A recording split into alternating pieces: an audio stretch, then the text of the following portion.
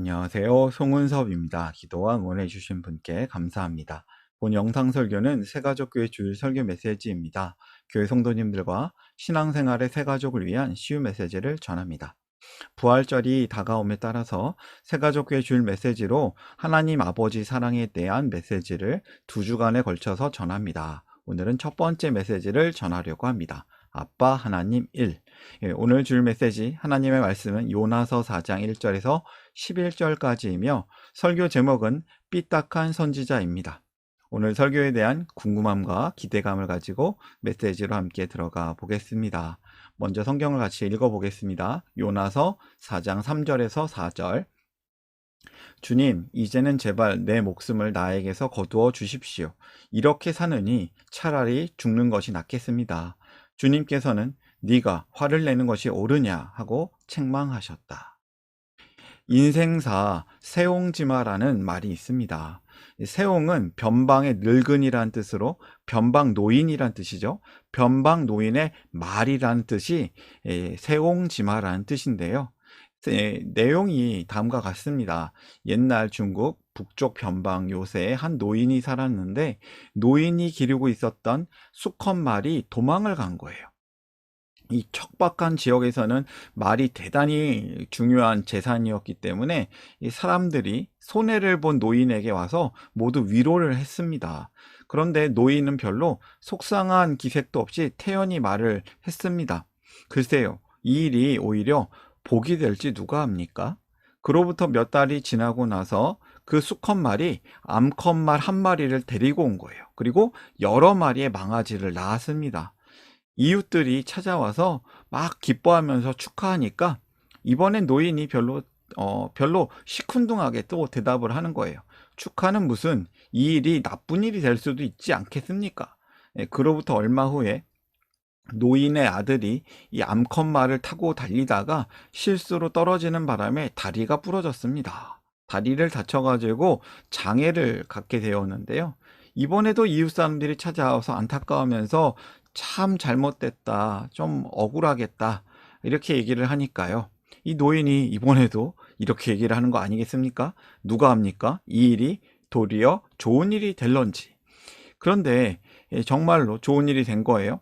이듬해 이 적군들이, 군사들이 막 쳐들어와 가지고 이 나라의 청년들, 젊은이를 다 소집돼서 군대로 끌려가게 된 겁니다. 대부분 전쟁에서 죽거나 또 끌려가 가지고 포로가 되고 행방불명이 되었습니다. 그렇지만 노인의 아들은 장애를 입었기 때문에 소집을 면제받아서 무사할 수 있었습니다. 이런 얘기가 세옹지마에 대한 이야기인데요. 이렇게 군대를 면제받았다고 정말 좋은 일이 되었을까요? 아마도 노인은 한 번 더 얘기하지 않았을까요? 축하는 무슨, 군대 면제된 것이 나중에 나쁜 일이 될 수도 있습니다. 라고 대답했을 것 같습니다. 지금 우리에게 일어나는 여러 일들이 우리 마음을 힘들게 할 때가 있습니다. 그러나 지나고 보면 그 일도 좋은 일, 감사한 일이 될 수도 있습니다. 우리에게는 믿는 하나님이 있으시지 않습니까? 사랑의 하나님께서 우리를 사랑하시고 우리의 삶을 주관하신다는 것을 믿기 때문에 우리는 지금 앞에 놓인 우리 상황이 우리 모든 것이 될 수가 없습니다. 우리의 생각, 우리의 눈, 우리의 그 모든 것들이 하나님의 뜻을 알 수 없는 것이죠. 하나님은 우리의 생각보다 훨씬 크신 분이십니다. 지금의 인생이 힘들다고 그것이 끝이 아닙니다. 또한 지금 잘 나간다고 해서 교만해서도 안 될 것입니다. 오늘 성경 메시지는 요나입니다. 하나님께서 그리시는 큰 그림을 모르는 복음 사역자, 전도자, 삐딱한 사역자의 이야기로 들어가 보겠습니다.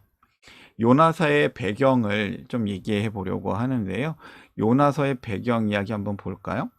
구약시대에는 요나라는 선지자, 말씀을 전하는 사역자가 있었는데요. 이 요나는 하나님의 명령을 받아서 아시리아 니누에라는 도시로 가서 그들에게 회개하라고 전하라는 하나님의 명령을 받았습니다. 그러나 요나는 이 명령을 거부하고 도망을 가죠. 하지만 하나님은 요나를 큰 물고기 뱃속에 갇히게 하셨습니다. 요나는 정말 하기 싫었지만 어쩔 수 없이 니누에에 가서 아마도 대충 설렁설렁하게 하나님의 경고를 전합니다. 그러자 놀랍게도 니누의 사람들이 죄를 뉘우치고 나쁜 길에서 돌이켰습니다. 지금 보시는 화면에서 보시는 말씀이 그런 이야기예요. 니누의 사람들이 죄를 뉘우치고 나쁜 길에서 돌이켰습니다. 하나님께서 말씀하신 재앙을 내리지 않으신 것이죠. 참 좋은 일이 일어났습니다. 그런데 이 좋은 일에 마음이 불편한 사람이 생겼습니다. 그는 바로 하나님의 말씀을 전한 사람이죠. 자기가 전한 하나님의 말씀으로 사람들이 회개하였는데, 하나님 은혜로 살게 되었는데 화가 납니다. 조금 이상합니다. 우리가 이 이야기를 이러한 배경 가운데 함께 또 말씀을 찾아보면서 질문과 답을 생각해 보면서 오늘의 메시지로 조금 더 깊이 들어가 보도록 하려고 합니다. 설교를 위해서 3가지 질문을 준비했습니다. 이해하기 쉬운 질문이며 답도 쉽습니다. 요나는 왜 하나님께 왜 화를 내는가? 첫 번째 질문입니다. 말씀 좀 읽어볼까요? 요나는 이 일이 매우 못마땅하여 화가 났다. 그는 주님께 기도하며 아뢰었다. 주님, 내가 고국에 있을 때 이렇게 될 것이라고 이미 말씀드리지 않았습니까?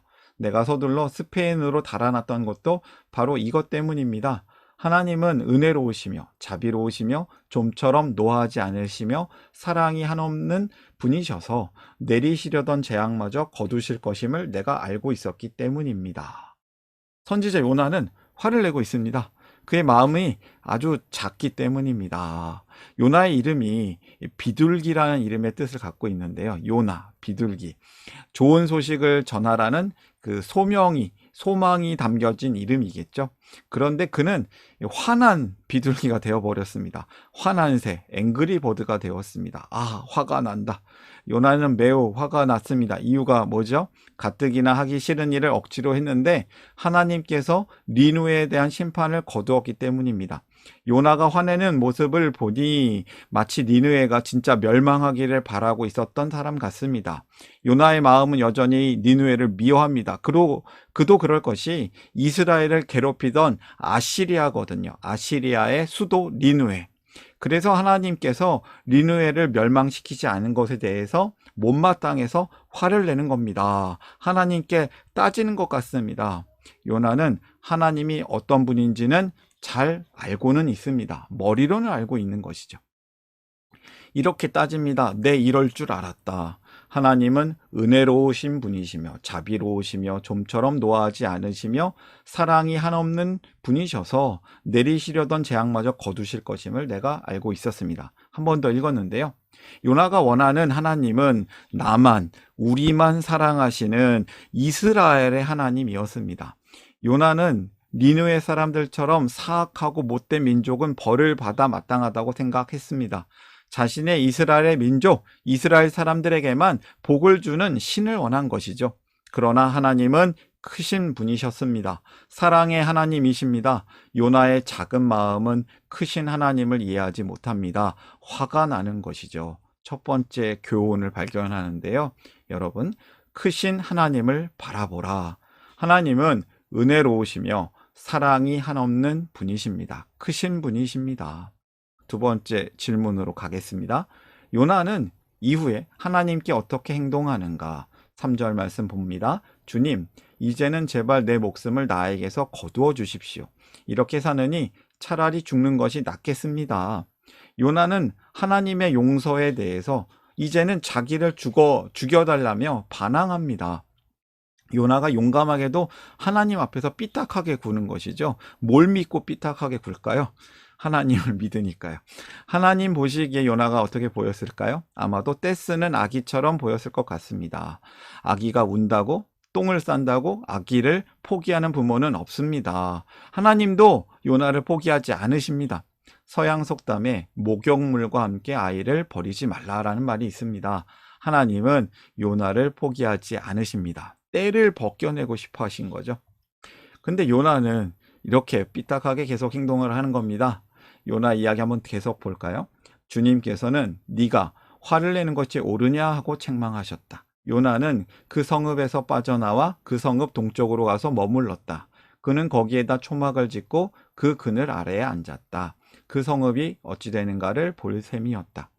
이후의 이야기는 이렇습니다. 요나가 성읍 밖으로 나가서 동쪽에 자리를 잡습니다. 요나는 이 도시가 그래도 하나님의 심판을 받을 거라고 생각한 것 같습니다. 그래서 어찌 되나 보려고 합니다. 근데 사실은 하나님의 마음을 전혀 모르는 이 삐딱한 요나가 어찌 될까 보는 것은 오히려 하나님이십니다. 요나는 니느웨가 망하라고 보고 있지만 하나님은 요나가 변하여서 새 사람 되기를 기다리며 바라보고 있으십니다. 하나님이 보고 있으신 것이죠. 이 지역, 니느웨 지역의 태양은 뜨겁습니다. 하나님께서 박넝쿨을 준비하셔서 요나의 머리에 그늘이 되게 하셨으며 요나는 이 박넝쿨 때문에 기분이 아주 좋아집니다. 그러나 다음 날 새벽에 하나님께서는 벌레를 보내서 박너쿨을 시들게 하셨고요.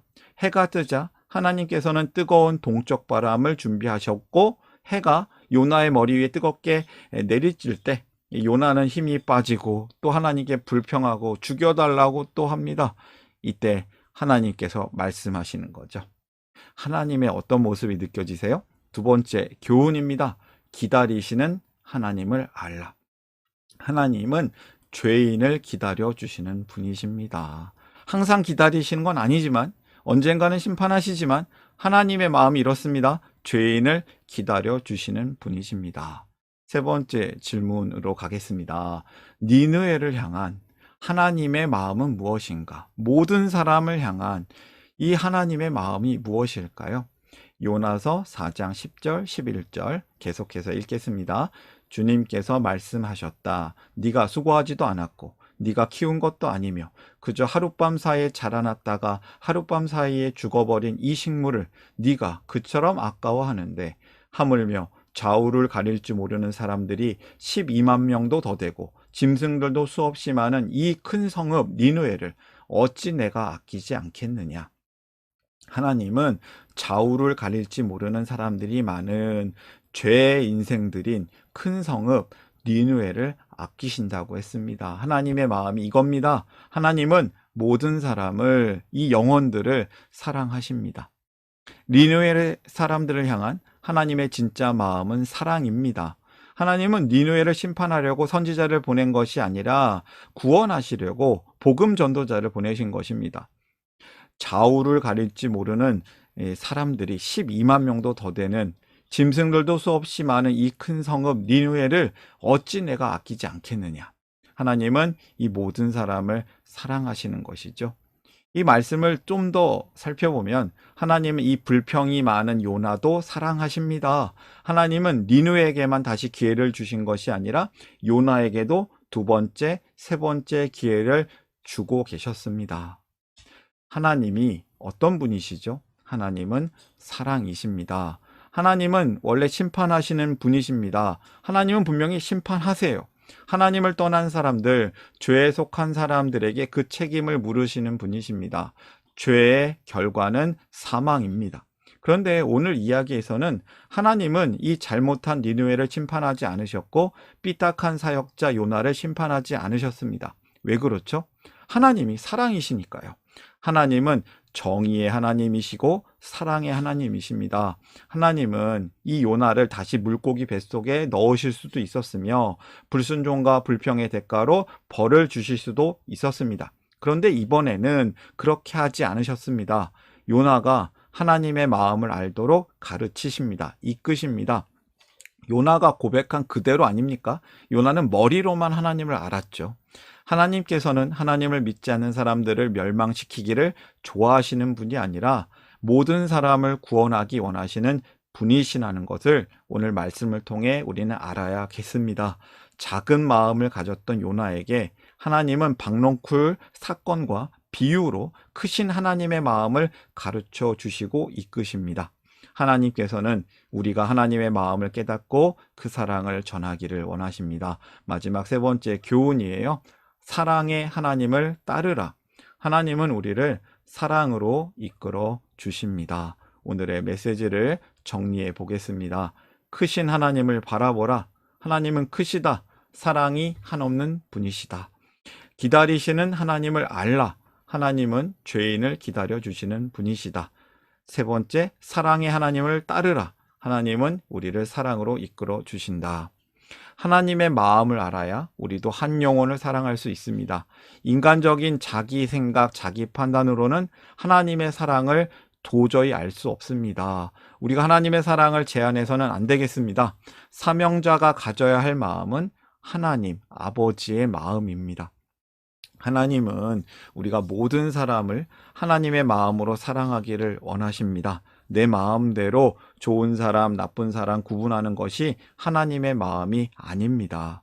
이제 우리가 하나님의 마음을 알고 내가 좋아하는 사람뿐만 아니라 내가 관심 없었던 사람, 싫어했던 사람에게까지도 하나님의 그 크신 사랑을 전하기를 소망합니다.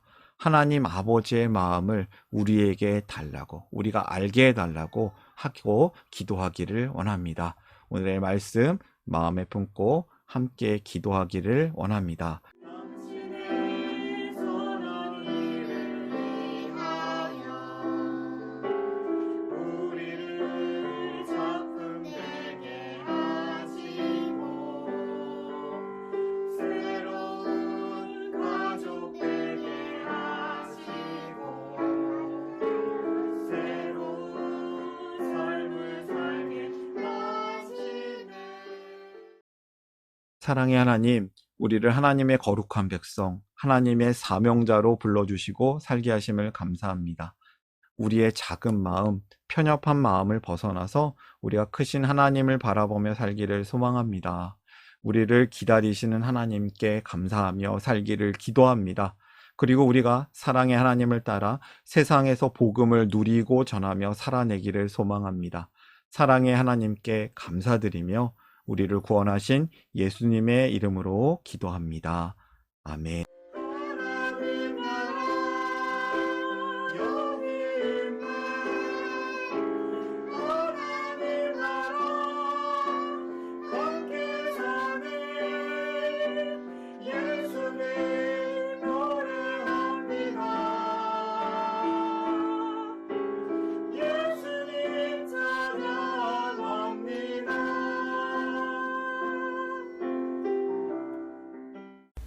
샬롬, 송은섭입니다. 저를 통해 또는 누군가의 추천과 우연한 기회로 이 메시지를 보게 되신 분들께 감사합니다.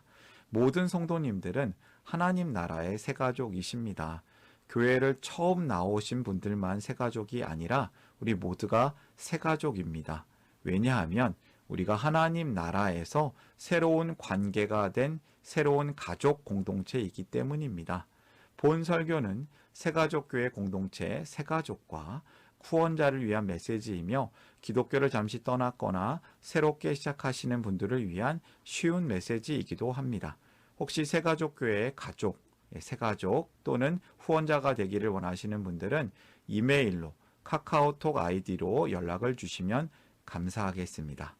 오늘의 메시지 하나님의 은혜가 넘치시기를 바랍니다. 사랑합니다. 축복합니다.